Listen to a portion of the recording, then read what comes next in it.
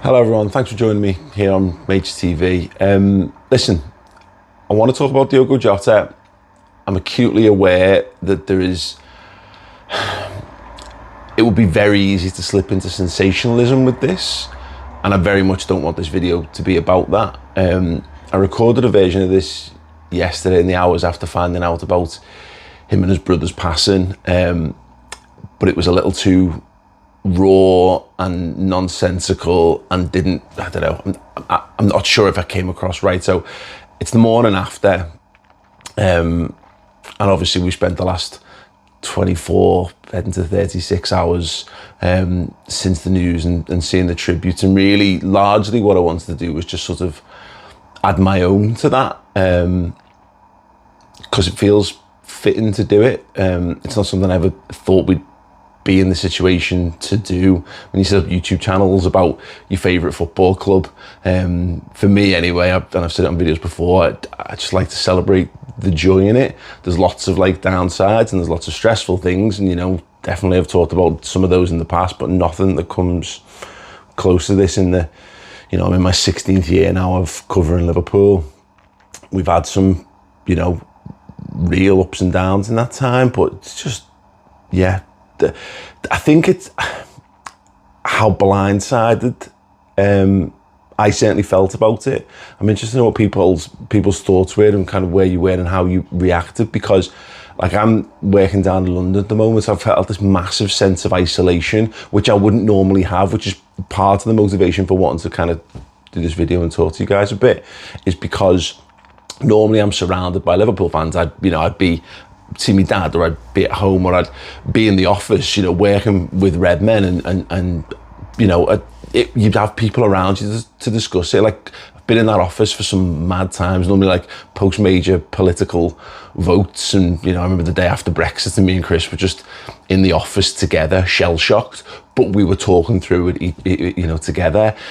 I found out while I boarded a train down to London, and the first message came through, and I'm so used to those messages being transfer stuff that I almost like, I couldn't process it. And the only way I can sort of like kind of relate that is I had a surprise birthday party, and it's mad when you're on the receiving end of that, where your brain can't process what you're seeing because you've convinced yourself that it's going to be something else, that all the words make sense and all the context of everything around you makes sense, but your brain can't put it all together.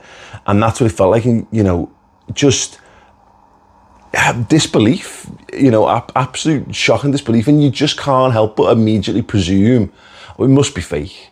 That can't be real. That doesn't happen to, you know, that happens to like movie stars, and you know, and it's certainly not something that happens on your doorstep. It doesn't happen to people that you know. And obviously, when I say no, it's not like this is a friend or a family member, but it's mad how that depth of connection to the football club, it's almost like, it feels like I rung under that or whatever. Yeah, and obviously as we've seen the news kind of transpire, and the thing that's just been going around my head the whole time is just like his wife, man. You know, like weeks after getting married, and you know, this should be like this next amazing chapter of your life, and instead it's just not. It's something else, and it's the worst it can be. It's just devastating, just absolutely devastating. So yeah, it's been horrible beyond words, really. And obviously I think that it's worth mentioning, obviously Rute's wife and Andre Silva's brother, of course, and just the family and having to deal with that, you know. Particularly I think Arne Slot said it really well in his letter when he talked about, you know, this is a guy, he's won the Premier League, he's won the Nations League, he's gotten married, this is like the best of the best, and then to not be able to have that and beyond that is just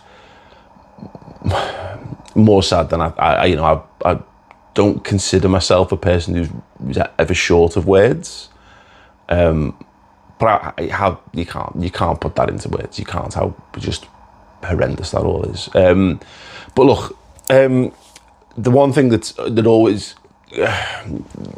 fills your sort of soul up on the back of horrible things like this is people's reactions, and it does bring out the best of people. The tribute, Andy Robertson's tribute, I thought was just one of the most beautiful things I'd ever read. I thought Arne Slot's was excellent as well. Jurgen Klopp, all the Liverpool squads who've come out for it, even the Liverpool ownership structure. There's talk that they're going to, I don't know, the expression was immortalising the 20 jersey. Now, I don't know whether that means they're going to retire it. That seems to be the reading of it. I'd be well up for that. I think everyone would be on board with something like that, just a lasting tribute to the player. And it's really interesting with Diogo, the player.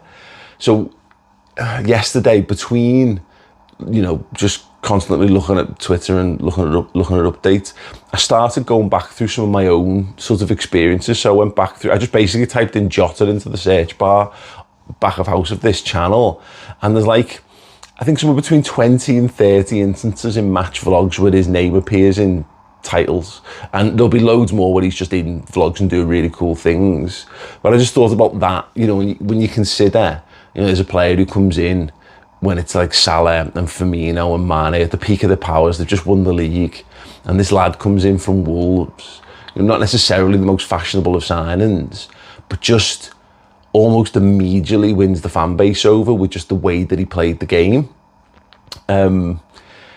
That grit and determination. People join the club and they just get it. Like Jurgen Klopp got it, and Andy Robertson gets it, and there's Virgil van Dijk get it. There's lots of different ways to get it, but Diogo Jota played the game in a way that I think really appeals to the sort of footballing ethos of Liverpool fans.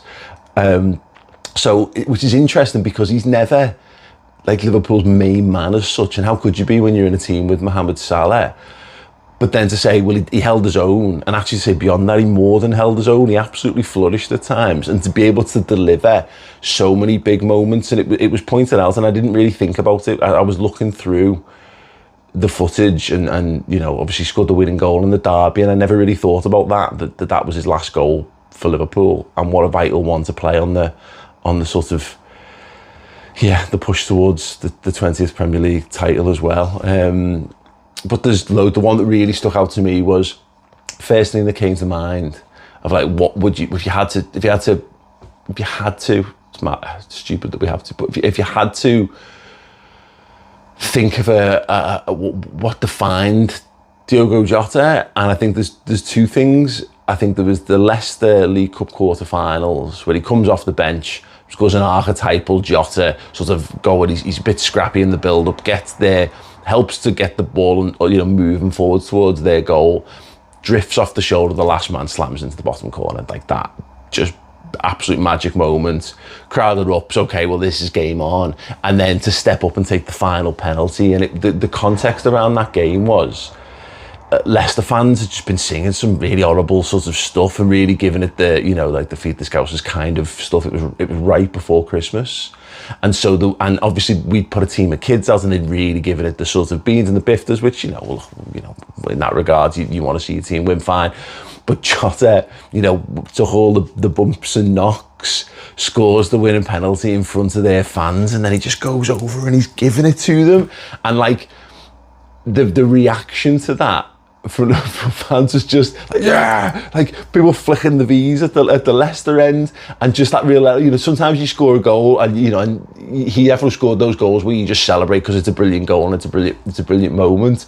But that was a real in your face. He gave us that ability to kind of almost get our own back, which was just amazing. I think that was one of the, and I'm sure there's lots and lots of people who would put that moment up, because it became in a season where I think that's the domestic cup double season. His fingerprints are all over that, and he can safely say that he contributed.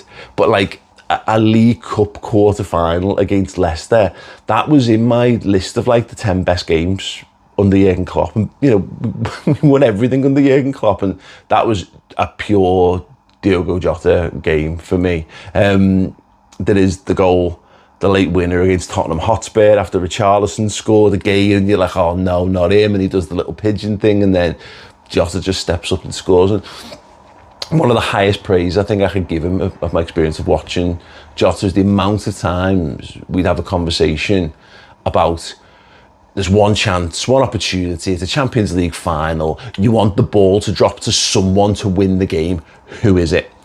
And hand on heart, the amount that I said, and I think a lot of people in the Red Men office and, you know, contributors that said, Jota. And the obvious answer is Salah. Of course it is. Why wouldn't it be Mo Salah? You know, absolute goal machine, icon of the football club, and has been for many, many years. Loads of people would say Diogo Jota because he had that predatory instinct in front of goal. And there were times at the best of him when he reminded me of a wonderful amalgamation of like the best of Robbie Fowler and Michael Owen sort of pushed together because of the diminutive frame, but being great in the air, being predatory, being a knob, but being really skillful as well with it. Yeah, and there's that. And I think it's just sort of weird saying, like, injuries were probably the only, and it's weird because you don't speak ill of the dead, and you shouldn't, and this is not me doing that, but you know, we had these conversations, people having these conversations, and how utterly fucking pointless you know, it makes you realise these all are. But people being critical of him with the injuries, he got his injuries because of how he played. He would work and fight and battle and scrap and just get booted by opposition players. And it came out, I think it came out, and obviously I haven't verified it, but I saw a story that came out from, I think it was Record in Portugal, from his physio, about how he had basically a really, really bad injury at the Chelsea one. It was never really discussed, and I remember Slot didn't go too public with the details behind it. But effectively punctured a lung, and he'd only just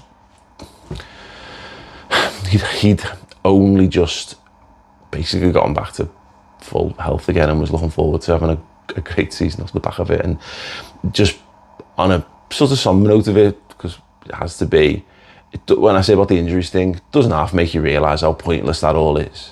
You know, when we get so lost in the negativity of football because there's got to be something to talk about. And it's sad that it takes something as tragic as this sometimes, you know, for us to really, you know, dig through the best of the best moments. And I know we do that when players leave, of course, but it is so much more fitting as a tribute to the man. Because look, I didn't know Diogo Jota. I've never had the pleasure of interviewing him. I know Chloe did and said he was absolutely brilliant. A really, really good guy. So all we're left with is, I saw Diogo Jota, the Liverpool player.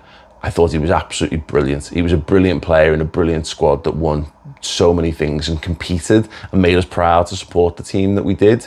And he gave us so many great highlights in and amongst that as well. You know, not just a bit part player, but front and centre, clutch, coming up and delivering for the club when, you know, big moments when we needed to. And yeah, that for me is all I've really got on that.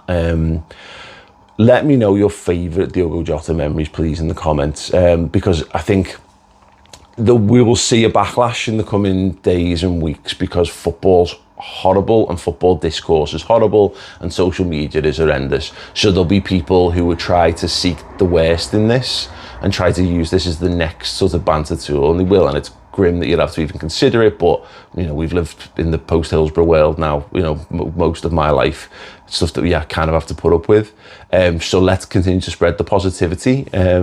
So spread positive memories, any positive interactions you'd have with him, favourite goals, where were you, any particular massive life moments that he sort of provided the soundtrack to would be great. But yeah, just blown away to see the tributes and the people just spontaneously going down to Anfield to sort of express their sorrow towards what is just, yeah, an unbelievably wrong, horrible situation. And yeah, look, my heart obviously goes out to Ruta and Andre Silva and the whole family and the kids, man. Just the worst. It's the worst.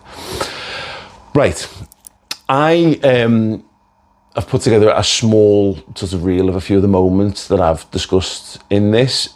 In no way, shape or form does it come close. It doesn't come close. I never could. I could never do anything good enough to sum up a man's life. But here are a few of my favourite moments that Diogo Jota has given me and the people around me at Anfield. And I hope it does in some way put a smile on people's faces, because that's what he did as a footballer. He put smiles on our faces and added to the experience of being, you know, a Liverpool fan. So yeah, rest in peace, Diogo, and Andre Silva.